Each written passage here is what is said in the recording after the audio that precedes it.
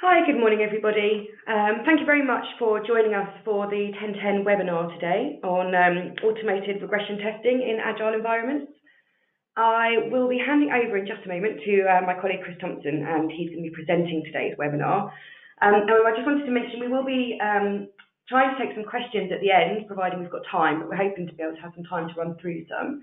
If you have any questions throughout the presentation, there's a Q&A function that you can see on the right-hand side on the panel for the GoToWebinar. So if you have any questions, pop them in there, and we'll try our best to run through as many of those at the end of the session. So without further ado, I shall hand over to Chris. Thank you, Chloe. Good morning, everyone. Thank you for joining today's webinar, which, as Chloe mentioned, is around automated regression testing in Agile environments. So just to move on to the agenda. So today we're going to be talking about a general overview of regression testing. Then we're going to move on to how that applies to Agile environments and in relation to automated regression testing. And then, as Chloe mentioned, if we do have time or if anyone has any questions via the chat function, we will aim to answer some or all of those.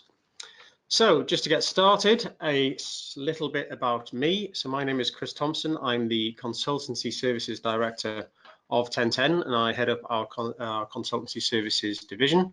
I have a background in application delivery and architecture, along with test strategy, performance engineering, test automation, test delivery. And I am still often involved in reviewing and defining test strategies and processes for our customers, often within Agile delivery environments.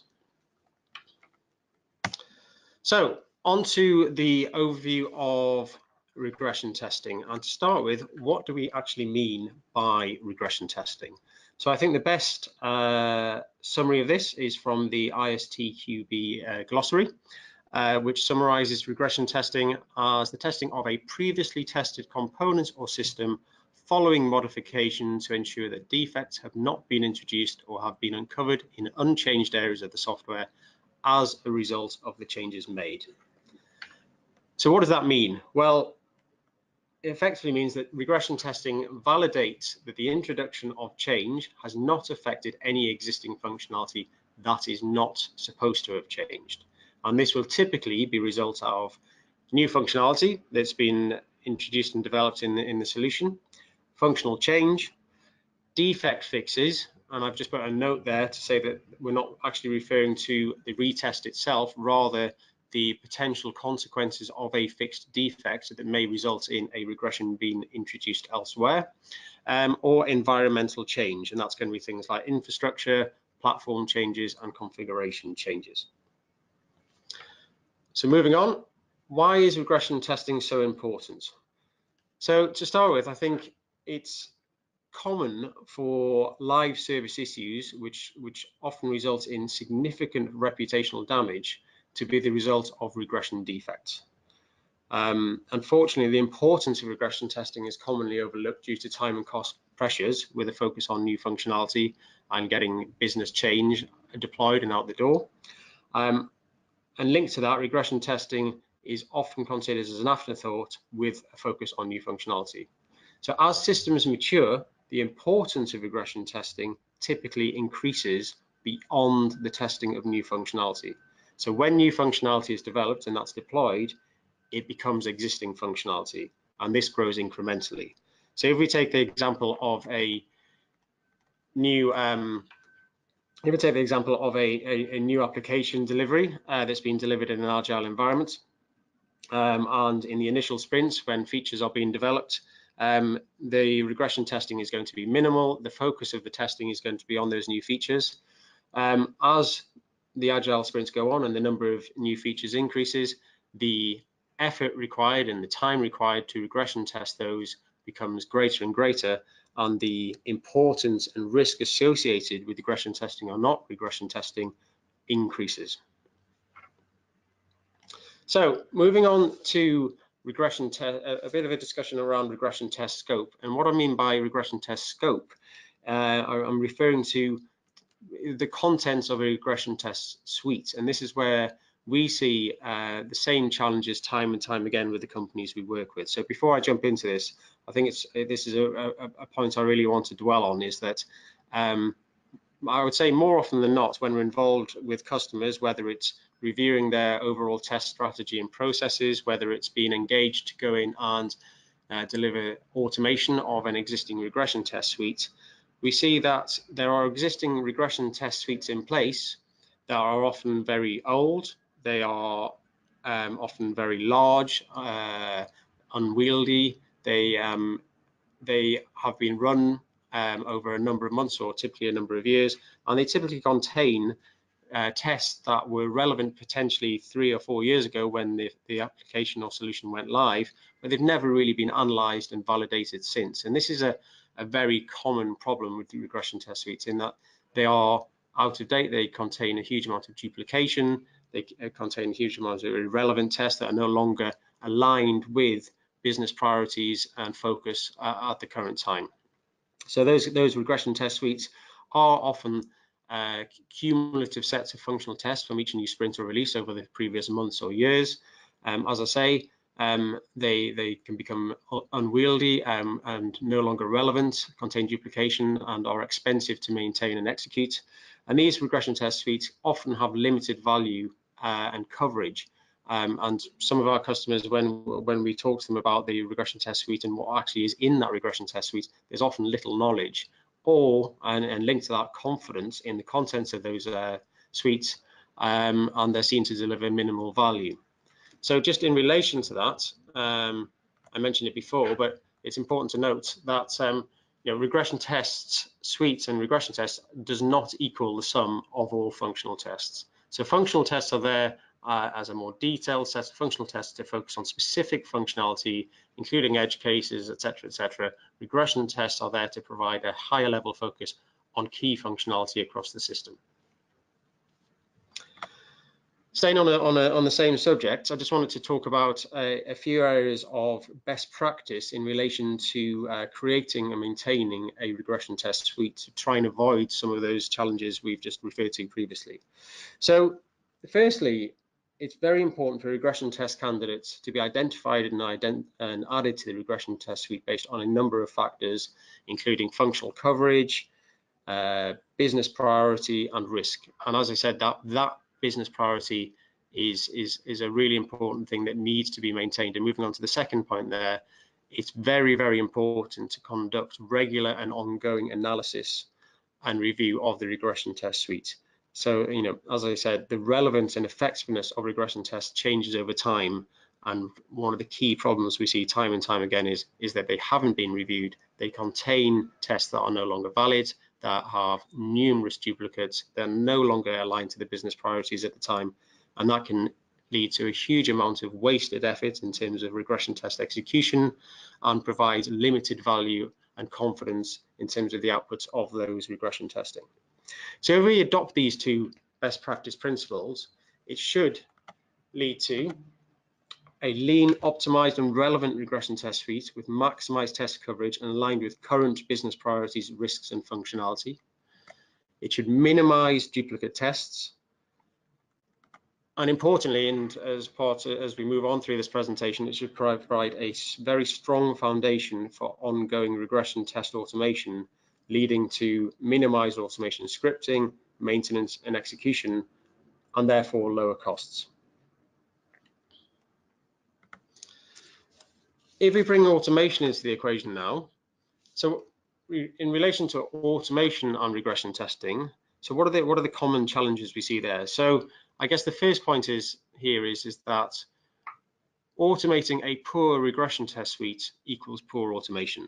Now that sounds like common sense, but again, this is something unfortunately we see time and time again, where an existing regression test suite that's potentially manually run, that contains, for example, let's say contains 1,500 tests, and a company wants to automate that test to reduce the manual effort taken and the time taken to execute that regression test suite. But unfortunately, if that regression test suite has all of the challenges I've referred to previously about no longer being relevant, having duplicate tests, having out-of-date tests, no longer being linked to business priorities and risk, then all of that money and time and effort spent on automating can be wasted, and the value of the automation is directly linked to the quality and the value of the underlying regression test suite. Second point I put there, which I'm not going to really dwell on today, but I wanted to put in there anyway, is around poorly implemented test automation, more from a technical perspective. So, automation that's badly designed from an architecture perspective, it's difficult to maintain, it's not future-proofed, and has a limited shelf life, and that's another key challenge we see. So not only do you see the automation of potentially out of date and irrelevant regression test suites, but sometimes the automation of those has been implemented badly, which means that actually the automation can quickly become out of date, is very costly and difficult to maintain, and a combination of those two things can be very damaging and costly. So just a few more notes around regression testing and automation. So test automation typically involves the automation of regression tests. That's one of the primary aims of test automation in software delivery. And that's to make them repeatable, to increase their speed, efficiency, and cost effectiveness. And going back to my previous point, because I want to say this time and time again, an optimized and regularly reviewed regression test suite is essential to maximize the value of automation and avoid wasted effort. And final point there is that the principles of the test automation pyramid apply, along with a return on investment assessment of automating versus manually executing a test. So if we have a regression test suite, it doesn't make sense in most cases to automate that entire regression test suite. There are always going to be reasons, such as the frequency of change, the technical complexity, the risk, the priority of those tests, to determine whether there is actually a return on investment to automate and maintain the automation of those tests. So, bringing all that together, and what does this mean in terms of automated regression testing in agile environments? So, first of all, regression testing is an absolutely essential element of agile delivery. It allows continuous execution and rapid feedback relating to the quality of a build or release, which is a core foundation of agile processes. Lean, optimized, and automated regression tests maximize the effectiveness and speed of regression within agile. And effective regression testing allows an agile team, and this is a key point, to focus on valuable new functionality and change whilst providing a regression safety net. And going back to the point I've made a couple of times already, the regression test suite should be constructed and maintained to reflect the current key and prioritized functionality rather than cumulative functional tests from previous sprints. And this is a thing we see again time and time again in agile delivery. By taking the cumulative functional tests against each feature from each sprint and directly putting that into the regression test suite, you end up with a very quickly a very large regression test suite that isn't focused on highlighting quality issues across the entire application. Becomes very difficult to maintain, to review, and to analyze. So, some common challenges around agile regression. So the first one is around capacity. So I mentioned earlier, but as the number of features increases in agile delivery, the required regression testing effort also increases. And this is often against an unchanged capacity. So adequate regression testing capacity is often not budgeted for, and this often leads to a trade-off between the focus on new features and regression test coverage, which means that there'll either be a reduction in the velocity of new features or limited and reducing regression test focus and coverage, and leading to what I refer to as regression test debt. So let's just talk about those two things in a little bit more detail. So this first diagram here shows the situation whereby if we were to look to maintain the same level of regression test coverage from the beginning of an agile delivery, so as the number of features increases and therefore the amount of regression testing required increases, if we're going to maintain that level of coverage, then the amount of time spent on regression testing will increase. And that is against the backdrop of a finite capacity within the Agile team to conduct regression testing. So we often work with customers and teams where they start off and regression testing is easy to manage. And then in later sprints, when they're doing their sprint planning and they're estimating, regression testing features more and more in terms of the capacity of the team, and therefore the overall team's ability to deliver features and the velocity of those new features decreases. And then on the flip side, and at the other end of the spectrum, if you're going to maintain a velocity of increasing features as Agile delivery iterations progress, then the other option is that the regression test coverage will decrease over time as those number of features increase. And that will lead to challenges around quality and increased quality risk. Second common challenge relating to Agile regression testing is around people. So a few points here, and these are very common things that we see. So first of all, Agile teams, and this isn't just in relation to Agile teams, but obviously we're talking about in an Agile context here. Agile teams often lack the skills to implement and maintain automated regression tests, and quite typically a good test analyst does not always equal a good test automator, and that's just something in the wider industry. Someone who's good at designing and implementing test automation, which is in effect writing software to test software, may not be a great test analyst and may not have the domain knowledge to be an effective exploratory tester and someone to work within that Agile team to focus on developing new functionality. Related to that, appropriate test automation skills in the current markets and climate are very difficult to source and can be very costly. And if we look at who is conducting regression testing within an Agile team, if we have test analysts who may not be great test automators, but test analysts with valuable domain knowledge and have them focus on regression testing, whether that's manual regression testing or whether that's doing automation scripting, then that can be seen as quite a waste in terms of their value and contribution to that Agile team and the development of new functionality and the value derived from the team in terms of the business value that it delivers. And the final point is around motivation retention challenges. So no tester or very few testers want to be involved in ongoing and repeatable manual regression testing. That can be a real challenge for teams, and that's where automation comes in. But from a manual perspective, if you have a team of people or a test analyst within an Agile team who are constantly running regression tests manually, then their lack of focus can often lead to the risk of missed defects, etc., etc. So there's a number of different factors there that mean that from a people perspective, regression testing within Agile presents a number of challenges. And these two key areas around capacity and people, and the combination of these and all these factors together leads to an increased quality risk due to the resulting limited regression test coverage and focus. So what are the common approaches to resolve some of these challenges? So the first one, which I'll talk about, and we've referred to it, but is around test automation. So it's maximizing the use of test automation in Agile environments to reduce the capacity and time requirements for manual regression test execution.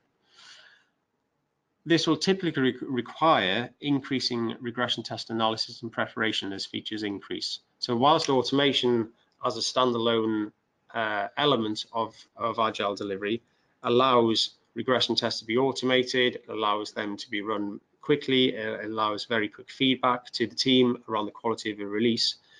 Going back to the previous points I mentioned earlier around the fact that as the number of features increase in a solution, the test analysis and regression testing efforts is to keep on top of those features and to make sure that the regression test pack is always relevant and up to date and aligned with business priorities and risk. That still applies whether there's automation or not. As I said before, implementing effective test automation requires often expensive and scarce test automation resource, and as I also mentioned, there is the risk of poor technical implementation of the automation. Second common approach to maximizing the effectiveness of regression within agile environments is around applying risk-based testing techniques increasingly within agile deliveries, to rely on these techniques to maximize the available regression test capacity. So from my perspective, regression, risk-based testing is around taking a fixed or a finite capacity for testing, and it's analyzing the solution to identify which areas are deemed to be the highest risks based on business criticality, technical risk, frequency of use, etc., and apportioning that capacity, apportioning that test budget appropriately aligned with the risk. So that's another way in which we, as agile deliveries go on, the number of features increases to maximize the benefits of regression testing in those agile deliveries. Adopting risk-based testing becomes ever more important. Risk-based testing and making sure that the business priorities and risk are well understood does require appropriate stakeholder buy-in and attention, and that can be quite difficult to achieve, particularly on an ongoing basis. And the final common approach is around dedicating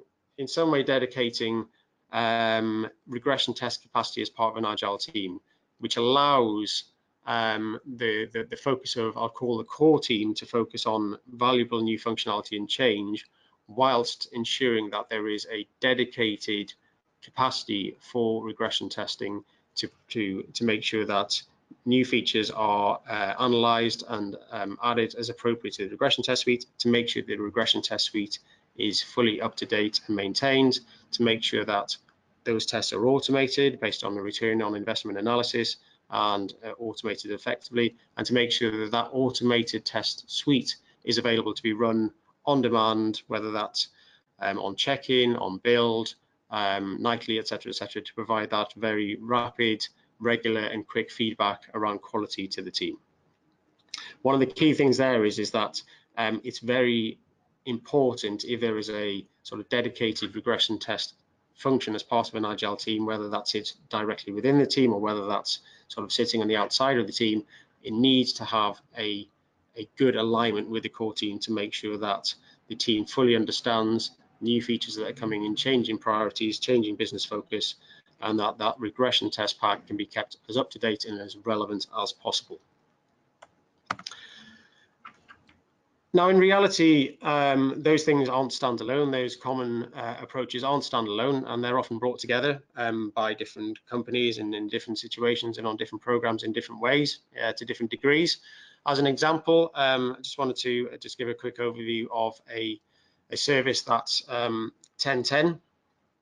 We successfully deliver to and have delivered to a number of clients that is there to help them with their agile regression testing and bring in an automated regression testing capability. So if we just look at this diagram, across the top in the gray, we have a situation where you have the customer team, and those circles represent agile sprints, agile delivery sprints. What we typically do is we will embed a test analyst within the team, and that overcomes the alignment with the team that I just mentioned on the previous slide. And that test analyst is there primarily to analyze, to maintain, to identify an effective set of regression tests, to make sure that it's always relevant, to make sure that it's always aligned with business priorities and risk. Those tests are then added to a regression test backlog, and we typically deliver those tests via an offsite team, where that team works in an agile sprint methodology at the same cadence as the customer team, and they will take those regression tests off the backlog, automate them as appropriate in the priority that they've been sent across, maintain existing tests as appropriate, remove other tests that have fallen out of scope, and then they are typically added to that regression test suite and run as, say, part of a continuous integration pipeline. So this kind of service takes that sort of headache away, and it's based on the model of providing dedicated regression test capacity, allowing the core team to focus on valuable business change and new functionality. And that's my last slide. So I shall just move on to any questions if we have any. So I think we've just got one. Let me just bring it up here. So someone has asked, when I mentioned around automation, am I just referring to automation at the user interface level? So I think there's a tendency in relation to that. There's a tendency for regression testing to often be focused at that sort of acceptance level, which is going to be at the UI level, and it's very often implemented at the level of the user interface, be that a web browser or be that a thick client interface or whatever that may be. However, I think I mentioned earlier in the slides that the principles of the automation pyramid should always apply, and also a return on investment analysis is important. So there is, whether it's regression testing or regression automation or any other type of automation, if, for example, you have a brittle UI where there's lots of changes, then it doesn't make any sense to automate at that level. And whether it's a case of just staying with manual regression testing or looking at further down the automation pyramid and automating at the API service level to make sure that those tests are still part of a rapid feedback automated regression suite is important, and that is a common approach. It doesn't all have to be at the UI level. And I think we've got another question here. How do you decide which tools to use for test automation, and how do you identify features best suitable for automation, particularly in a legacy code base? I guess that's quite a wide question. So in terms of identifying tools for test automation, there's a whole load of different factors where we do a lot of work with customers where we will go in and assess an appropriate automation strategy and tooling strategy for our customers, and that will take into factors. So the underlying technology platform, what is the technology landscape of the customer, what are their skills and experience, who's going to be using that automation tool, what is the delivery environment, etc., etc. So we are proponents, within Ten10, for example, we are proponents of open source, but there are still a number of situations where we're testing legacy platforms, we're testing native Windows applications, native Windows thick clients, where potentially some of the more proprietary commercial tools are appropriate. So it mentions legacy code base there. So I'll guess from a legacy code base, we're talking about something that's maybe not more sort of modern web-based, and therefore there are a number of tools out there, be that ones that will automate at that sort of thick client level. But there's a whole load of different factors there. We have customers where they have automation requirements across sort of newer, more modern architectures and across older architectures. It's a case of assessing that entire landscape to come up with a conclusion, and that doesn't necessarily have to result in a single tool. More often than not, it'll result in a number of tools across the different technologies that are involved. I think that's the last question. So thank you very much for listening today, and have a good day.